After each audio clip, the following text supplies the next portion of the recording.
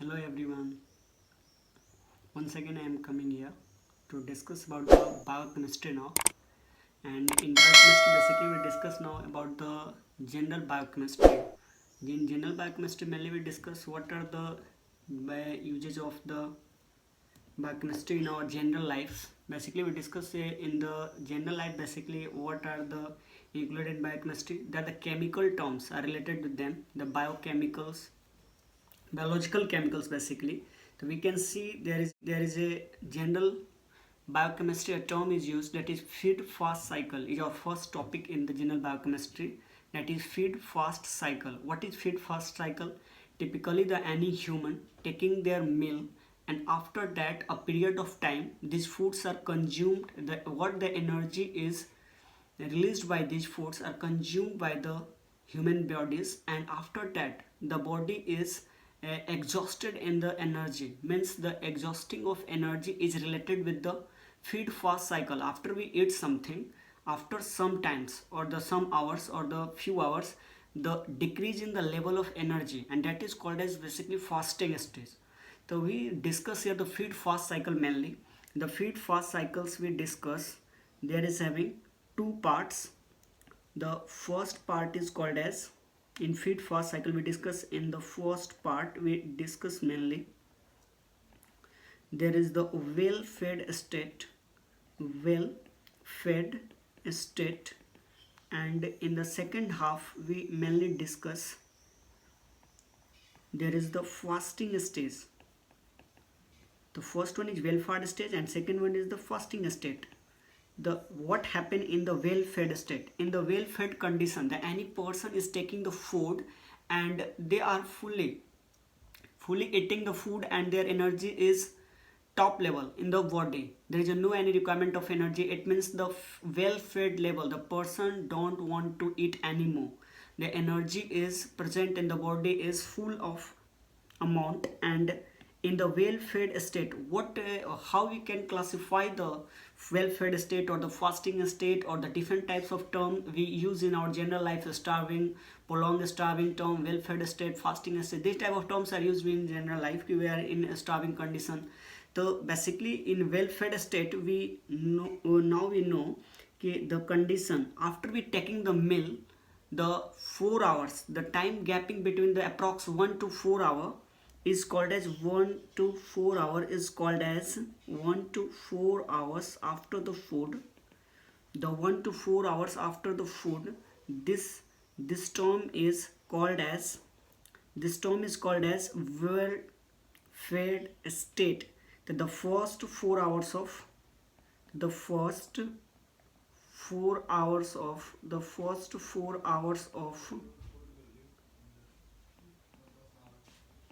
taking food, the first 4 hours of taking food, these are the well fed state. Next one is fasting state. What is fasting state? The fasting state is having several stages. There are several stages in the fasting state, fasting states. The first one is called as the early fasting.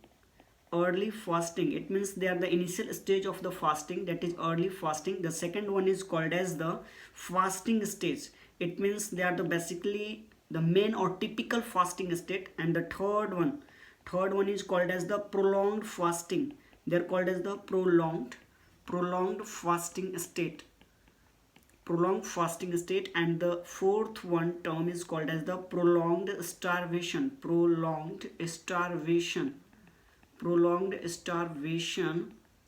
condition.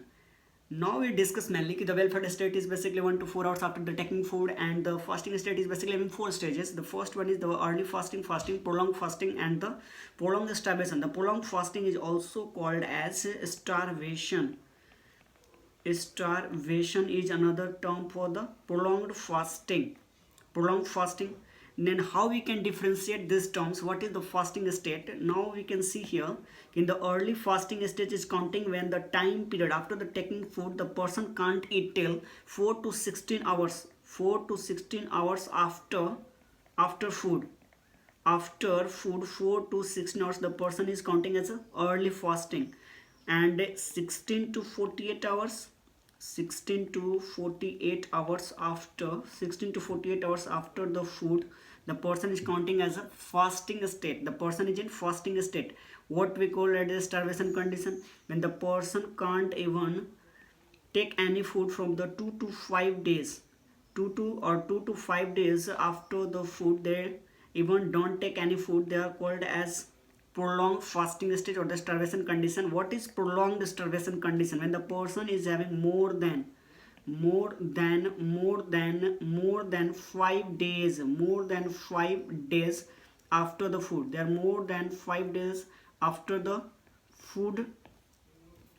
The first we discuss well-fed, then fasting. Now we can see what happened in our well-fed state. Well-fed state, the person is eat well and having a very good amount of energy is present inside its body. It means the blood glucose level in the condition of well-fed state, the blood glucose level is higher at that time. When the person is well-fed state, the blood glucose level will be higher and it will be increasing. What happened in the fasting state? In the second stage, what happened in the fasting state?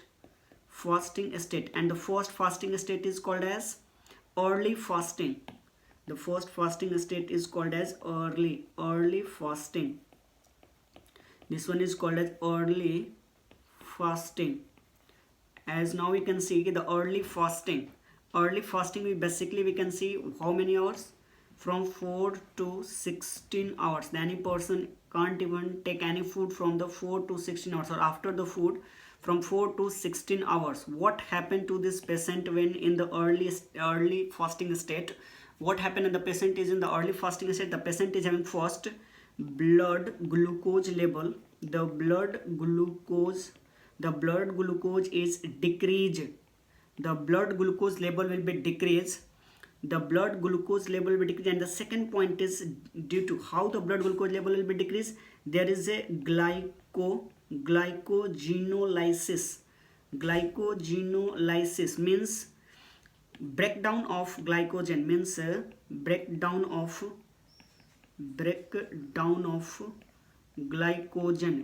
of glycogen. And we know when the person eating very well or the well-fed state, the glycogen is stored in the liver and mainly in the muscles and mainly in the liver. And after that, the patient is in the early fasting state. This glycogen will be broken down from the liver and muscles, mainly in the liver. They're broken down and they're providing the energy. That's why the early fasting state, the glycogenolysis stage will be happen, and they decreasing the blood glucose level will be decreased. They are compensated by the glycogenolysis process. What happened the next in it? The body maintain the glucose level. In the early fasting state with the help of glycogenolysis. The body maintain the glucose level. By the glycogenolysis. This is about the early fasting stage. Now the next is fasting stage. What happened in the fasting state? The second step is called as fasting state. What happened in the fasting state? The first one is early fasting, second one is fasting state. They are happen in the patient after taking food is 16 to 48 hours. 16 to 48 hours of the food taken, the patient is in fasting state. Once again we can see there is just 16 to 48 hours where the what happened in the fasting state is it? The patient is having fasting state, the glycogen will be fully depleted. It means the glycogen is no more. The glycogen depletion will happen, and no more glycogen is present. No more glycogen is present. Means glycogen is not present. Then what happened? How the glucose is produced in this compensation? In the fasting state they also required glucose, but how the glucose required is fulfilled? The glucose required is fulfilled in the fasting stage by the gluconeogenesis.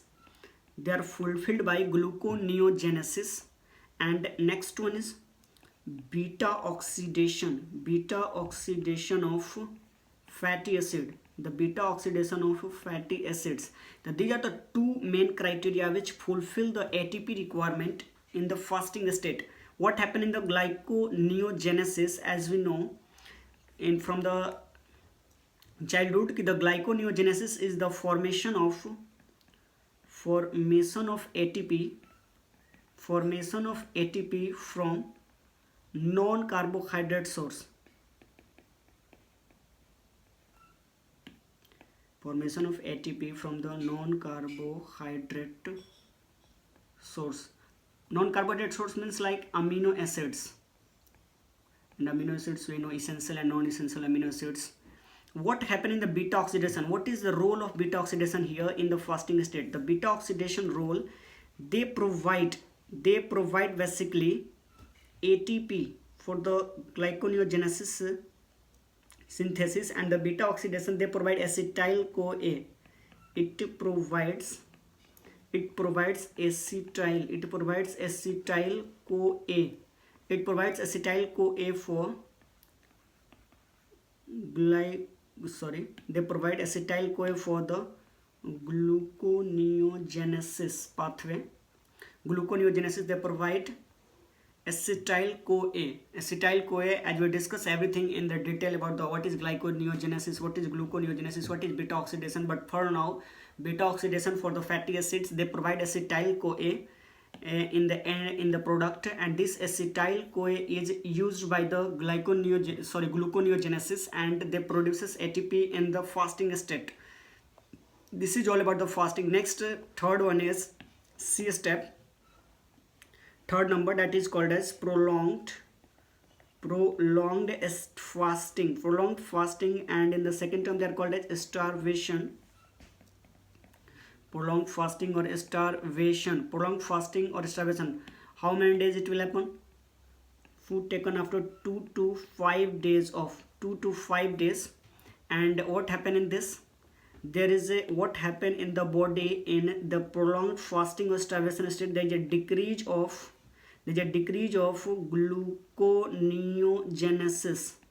There is a decrease of gluconeogenesis. It means there is a decrease of amino acid in the body.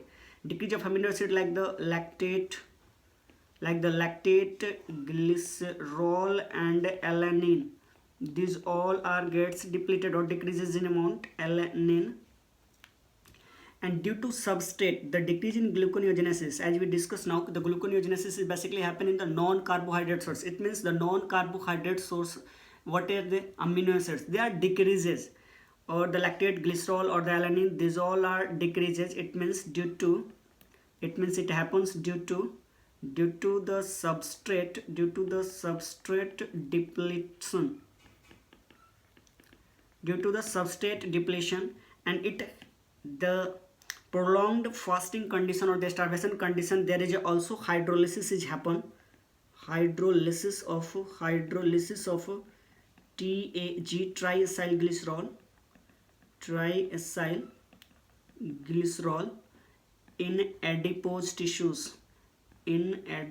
tissues. What is adipose tissues? What are the peripheral muscles are situated in our body? That the adipose tissue, they are the thick muscles in which there is a TAG, triacylglycerols are present. They are gets hydrolyzed. What happen after the TAG is gets hydrolyzed in the patient's body? They getting higher amount of fatty acids. The amount of fatty acids will be increased, and fatty acids can be broken down by the beta oxidation. And what giving beta oxidation, as we discussed previously? Acetyl CoA. After that, what happened? The acetyl CoA enters into TCA cycle or the Krebs cycle, and they form. And another way, the acetyl CoA is also entered into ketone body synthesis. They also entered into the ketone body synthesis, and they used as a metabolic fuel. They used as